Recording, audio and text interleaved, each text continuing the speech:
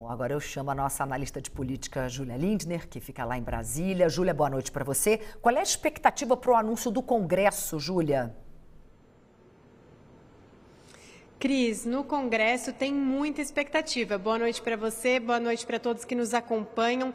Os líderes com os quais eu falei ao longo do dia acham que não tem negociação possível se Haddad não aceitar recuar em relação ao risco sacado. Por mais que o ministro diga que não quer individualizar essa discussão, o Congresso se considera muito empoderado nesse caso porque considera que hoje teria votos suficientes, inclusive, para derrubar todo o decreto do governo, ou seja, reverter toda a questão do IOF. Então, eles falam que a questão do risco sacado é inegociável, inclusive existe um sentimento de que o próprio Haddad pode acabar, de fato, recuando, porque pode ter uma pressão também, uma expectativa de uma transferência de preço, de aumento de preço para diversos setores. Então, existe uma expectativa muito maior em relação a isso. É claro que o sentimento no Congresso, de uma forma geral, é muito ruim em relação ao decreto como um todo. Existe uma pressão muito grande para que o governo reveja isso. Do lado da equipe econômica, tem uma tentativa de pelo menos ou tentar uma reversão parcial ou tentar ganhar tempo, por exemplo, deixar essa medida vigorando por alguns meses até que de fato tenha essa medida estruturante que todos têm citado, mas fato é que todo mundo vê que tem uma dificuldade muito grande em achar uma solução, inclusive de afinar esse discurso entre executivo e legislativo, porque hoje mesmo a Haddad também falou, por exemplo, da questão da reforma administrativa, que seria uma medida estruturante defendida inclusive pelo presidente da Câmara, Hugo Mota, que chegou a criar um grupo de trabalho para discutir esse assunto, mas Haddad, por exemplo, quer priorizar projetos do governo, que seria o projeto dos supersalários, que já foi enviado no ano passado como parte do pacote de ajuste fiscal, também rever a questão de aposentadoria de militares, e a gente vê que esses projetos, por exemplo, não avançaram desde então, deveriam ser prioridade, mas nem sequer ainda evoluíram. Então existe uma divergência muito grande e, inclusive, hoje eu conversei com o coordenador desse grupo de trabalho, Pedro Paulo, um deputado do Rio de Janeiro, e ele me disse que considera tanto um erro Haddad insistir na questão do IOF, mas ele também defendeu, por exemplo, que o próprio Hugo Mota pediu para ele ampliar a discussão da reforma tributária e incluir também, por exemplo, a desvinculação e a revisão de pisos de saúde e educação, por exemplo, que é algo que o governo é abertamente contra, não tem nenhuma disposição em avançar com esse assunto, o que mostra que a própria discussão da reforma administrativa levará muito tempo e não vai ter apoio do governo para avançar nesse ano, e ano que vem é ano eleitoral, então dificilmente é uma dessas medidas que poderia avançar. O que se tem discutido muito é a possibilidade de aumentar tributos, por exemplo, no caso das bets, que é algo que os parlamentares acham que poderia ter um apoio maior, inclusive um apoio popular nesse momento, e aí mais para frente, como medida de médio prazo, revisar a questão de isenções tributárias. Mas tudo isso é algo que já tramitou no Congresso anteriormente, esse tipo de discussão vem e volta, não é uma discussão fácil de acontecer, então a expectativa realmente é muito grande para ver o que a Haddad vai apresentar. É claro que entre hoje e amanhã tem uma expectativa de que primeiro haja uma consulta ao presidente Lula antes de que qualquer anúncio possa acontecer, então hoje ainda não deve ter realmente esse martelo batido, mas vai seguir de fato essa queda de braço entre Congresso e Palácio do Planalto para achar essa solução que passa, é claro, por Haddad, que fica agora nessa sinuca. E por mais que o ministro fale, Cris, ele diz que, por exemplo, não vai abrir mão de ter esses recursos, inclusive para cumprir a meta, como ele disse, que foi feita e pensada em acordo com o Congresso, mas é claro que a gente vê o Congresso se sentindo muito mais empoderado, porque é ele que tem o poder de votar projeto de decreto legislativo e, com isso, reverter a decisão do governo. Então, fica agora uma expectativa para ver, primeiro, o que a Haddad vai apresentar, mas o mais importante é se o Congresso vai aceitar, porque se não aceitar, realmente, o governo fica de mãos atadas e vai ter que procurar recursos em outras frentes, inclusive com a pressão para cortar mais gastos, que é algo que o governo diz que, nesse momento, não tem possibilidade, mas essa pressão vai continuar. Cris. Obrigada, Júlia, pela sua análise. Vou voltar a conversar com Vinícius Torres Freire. Vinícius, o que dá para resolver no curto prazo e o que pode ficar para o ano que vem? Cris, antes de o pessoal ir para a reunião, falei com umas pessoas que estão envolvidas ou seus assessores para saber o que estava na mesa, e isso não quer dizer o que vai sair daí. Primeira questão, o governo precisa de 20 bilhões de reais que ele pretendia conseguir com o IOF. Se não tiver, ou se não tiver tudo isso, ele vai ter que cortar. Se cortar 20 bilhões, ele vai ter que cortar o equivalente a 1/3 do que o governo investe por ano em investimento, que é 60 bilhões. É uma paulada e vai paralisar boa parte do investimento e ainda vai pegar a emenda parlamentar. O que estava na mesa de curto prazo? Diminuir um pouco a arrecadação do IOF, jogar fora algumas coisas, tais como essas antecipações de recebíveis, operações entre indústria e varejo, que está aumentando muito o crédito, e daí conseguir algum dinheirinho extra. Com o quê? Pode ser tributação de BET, pode ser alguma coisa daí. Pode ser tributação de importação de criptoativo, que é criptomoedas, Bitcoin, etc., que é tratado como ativo financeiro, mas no comércio é tratado como bem. Então, não tem imposto sobre isso. No ano passado, o Brasil importou o equivalente a 103 bilhões de reais em criptomoedas. Pode sair um dinheirinho daí. Outra coisa, o ministro da Fazenda, o Fernando Haddad, tem dito que quer equilibrar algumas tributações no sistema financeiro. Isso quer dizer o quê? Tem uma briga entre bancões, bancos e fintechs. Os bancos dizem que as fintechs pagam menos imposto e elas rebatem. E o que seria isso? Criar ou aumentar o imposto sobre fintechs. Não renderia muito também, mas seria o dinheirinho para tapar o buraco. E, por outro lado, tem as reformas ditas estruturantes que ninguém quer fazer.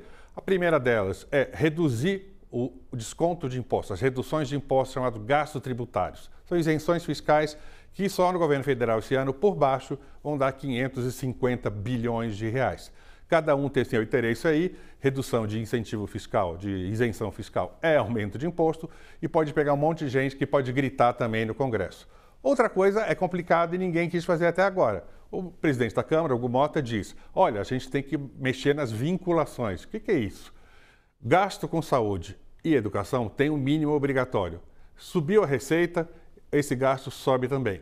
O governo Lula não quis fazer isso, apesar da proposta do Haddad, e o Congresso não quis mexer no assunto.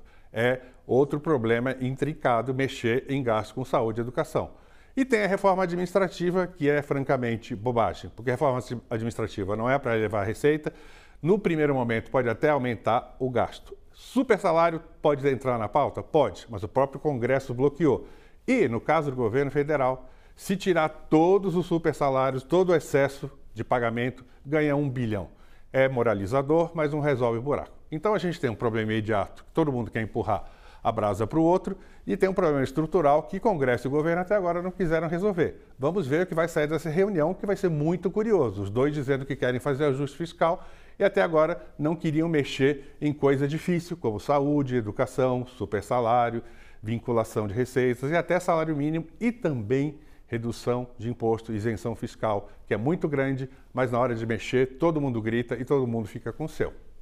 Obrigada, Vinícius. A gente vai conversar agora com o economista Gessner Oliveira. Ele é professor da FGV, sócio da GO Associados. Gessner, boa noite. Obrigada por ter aceitado o nosso convite. Sempre bom ter você aqui com a gente. Bom, quero começar, claro, falando desse impasse todo sobre a alta do IOF. Tem toda essa polêmica em torno de ser um imposto regulatório e não arrecadatório. Então, eu quero começar ouvindo a sua visão sobre essa medida. Olha, Cristiane, eu acho que, de fato, o IOF ele não foi feito para essa função de arrecadação. Ele foi feito para uma função de indução de determinados comportamentos, prazos, uma função regulatória não arrecadatória. Além disso, ele é um imposto que, por definição, aumenta o custo financeiro. Em um momento em que o custo financeiro já é muito elevado, porque nós temos uma taxa de juros muito elevada e uma alavancagem das empresas, isto é, uma proporção de empréstimos de capital de terceiros às empresas elevado. Então, isso realmente compromete o desempenho de uma boa parte do setor produtivo. Além disso, é um imposto em cascata, quer dizer, você paga imposto sobre imposto, dependendo do número de transações. Isso significa que é algo completamente contraditório à lógica da reforma tributária, que foi tão importante, que é sobre valor adicionado.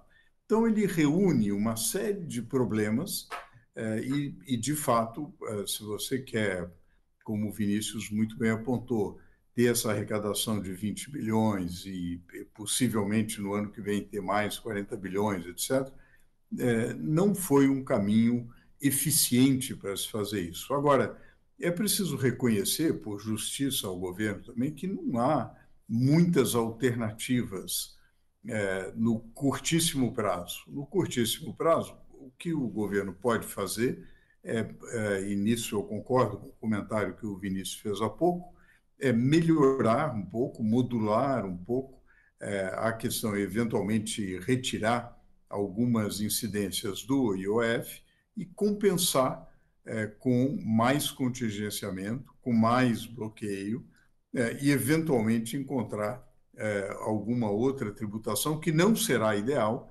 mas que, pelo menos, melhore e fecha o rombo das contas públicas no curto prazo.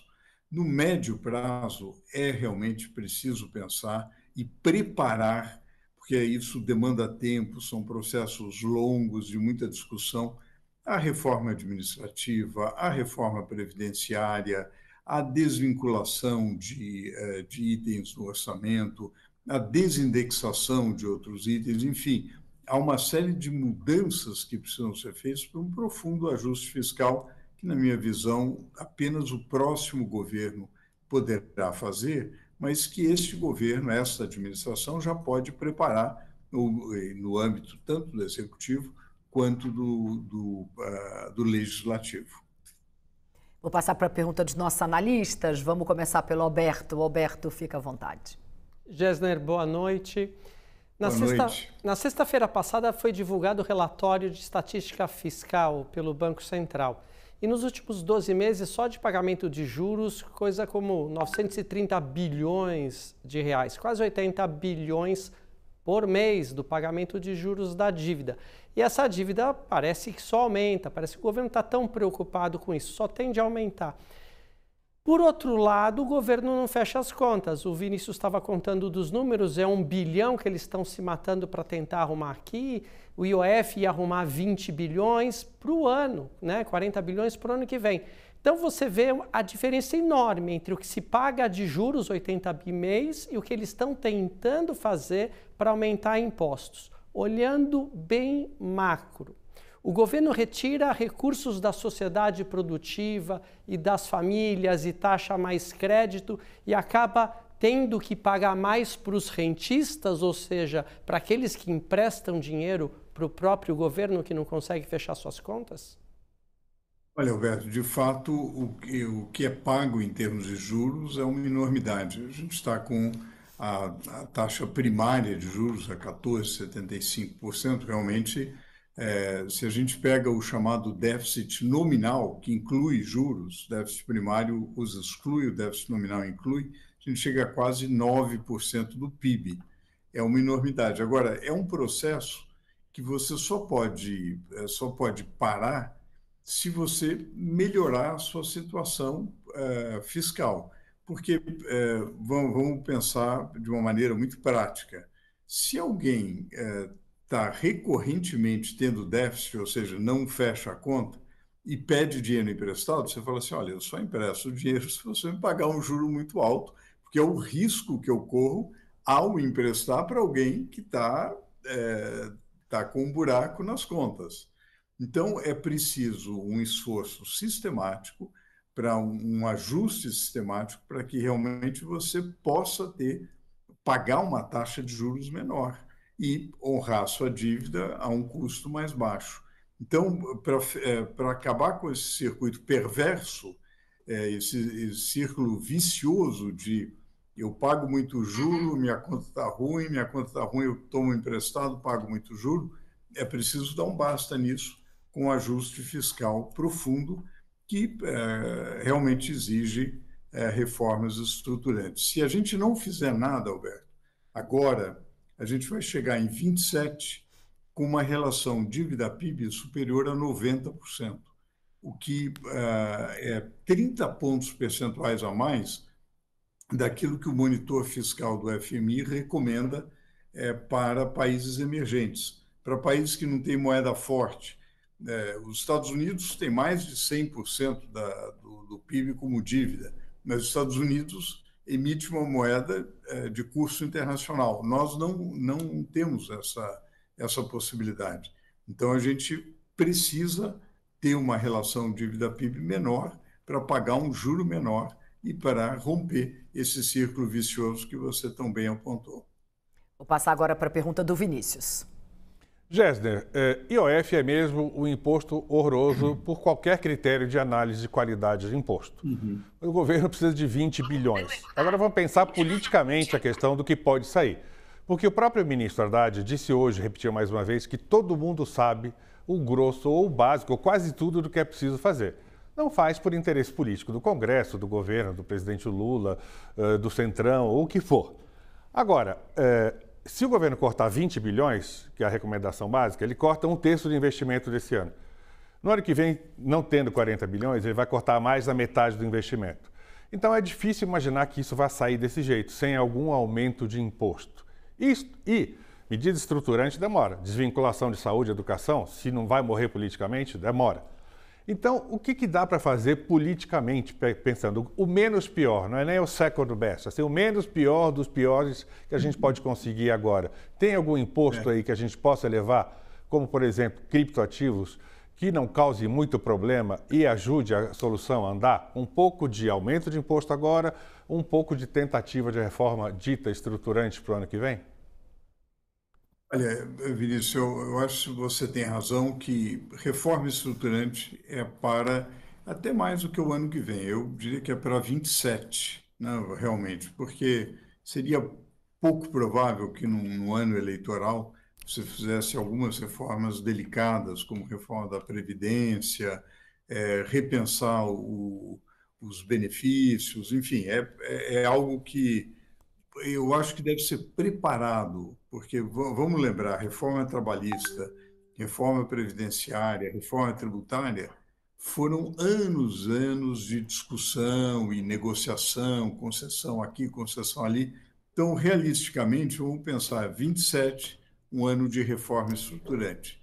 Eu acho que o que dá para fazer, eu tenho a impressão que o seu comentário vai nessa linha, o que dá para fazer talvez aprimorar um pouco em relação ao IOF, aprimorar um pouco é retirar alguns itens, está em discussão o risco sacado, aumentar o contingenciamento, aumentar o bloqueio e, eventualmente, mais alguma taxação. Quer dizer, no fundo, seriam medidas emergenciais que não serão eficientes, mas que poderão ser, digamos, um remendo até a gente conseguir chegar a reformas estruturantes. Eu acho que o próprio fato de você apontar com seriedade para reformas estruturantes melhora a situação, quer dizer, certamente melhora as expectativas, aumenta a disposição de negociação. Gessner, muito obrigada, sempre muito bom te ouvir. Volte com mais frequência. Boa noite, boa semana para você. Boa noite, igualmente para vocês. Um grande prazer estar com vocês. Obrigada.